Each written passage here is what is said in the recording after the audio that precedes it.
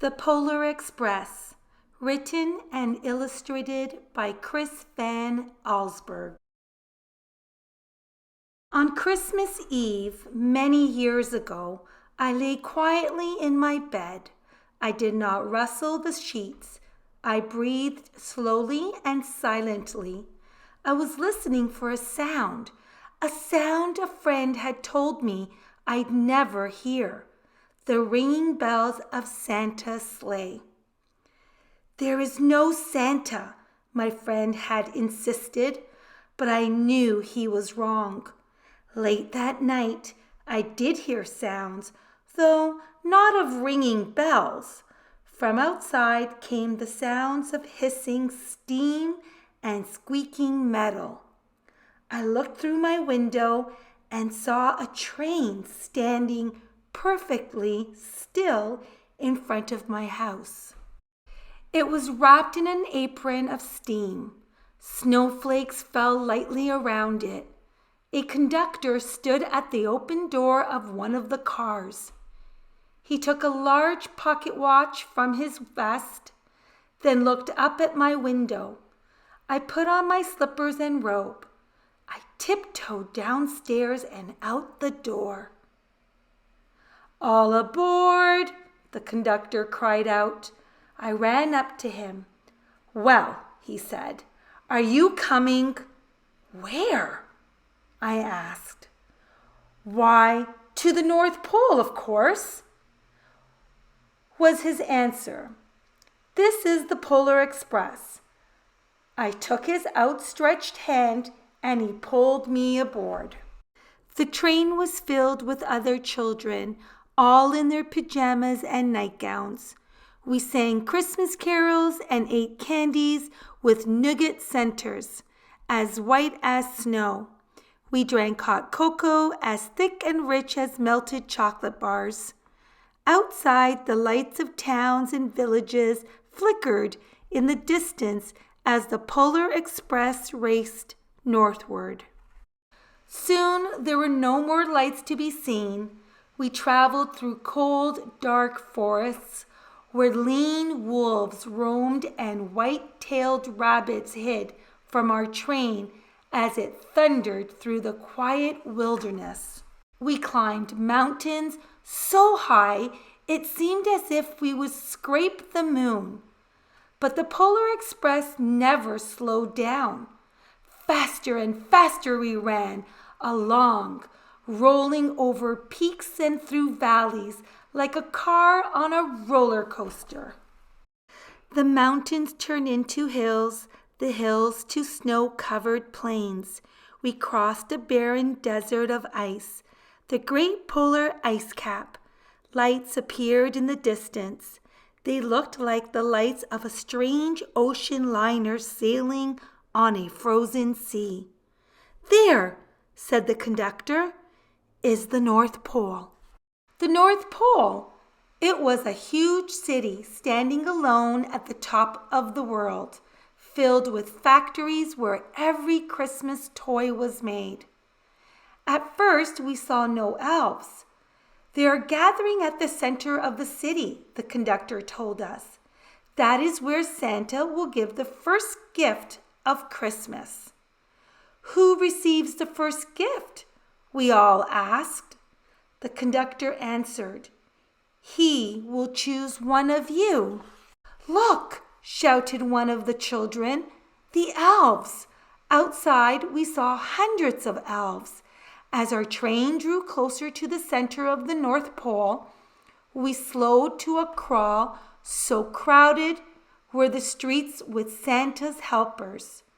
When the Polar Express could go no farther, we stopped and the conductor led us outside. We pressed through the crowd to the edge of a large open circle. In front of us stood Santa's sleigh. The reindeer were excited. They pranced and paced, ringing the silver sleigh bells that hung from their harnesses. It was a magical sound, like nothing I'd ever heard. Across the circle, the elves moved apart and Santa Claus appeared. The elves cheered wildly.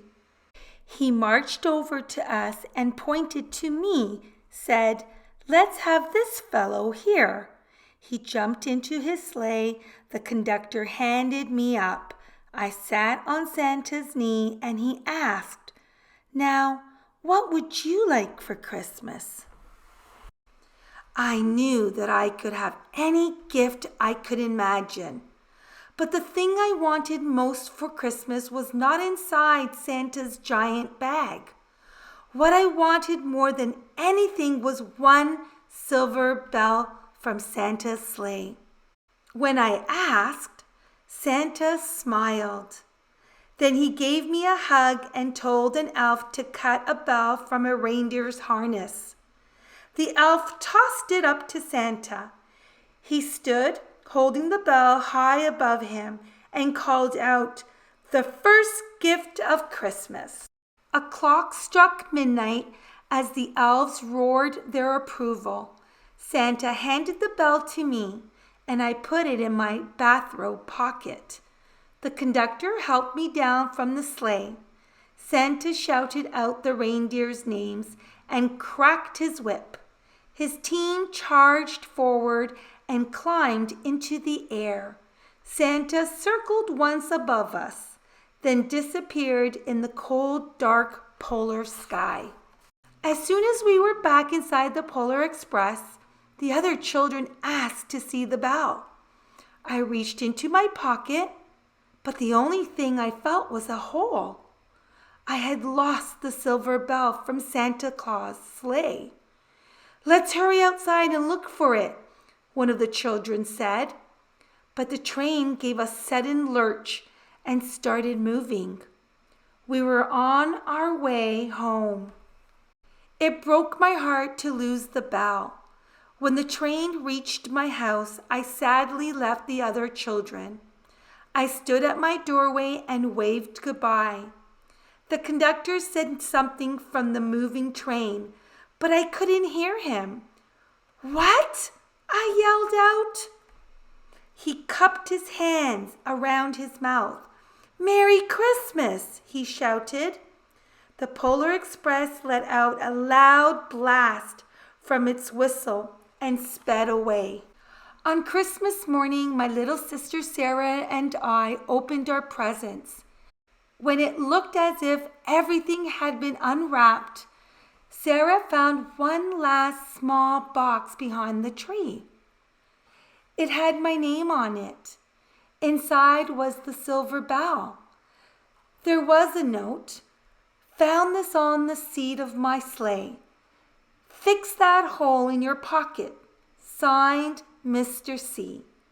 I shook the bell. It made the most beautiful sound my sister and I had ever heard. But my mother said, "Oh, that's too bad."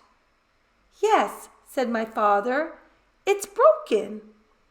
When I'd shaken the bell, my parents had not heard a sound.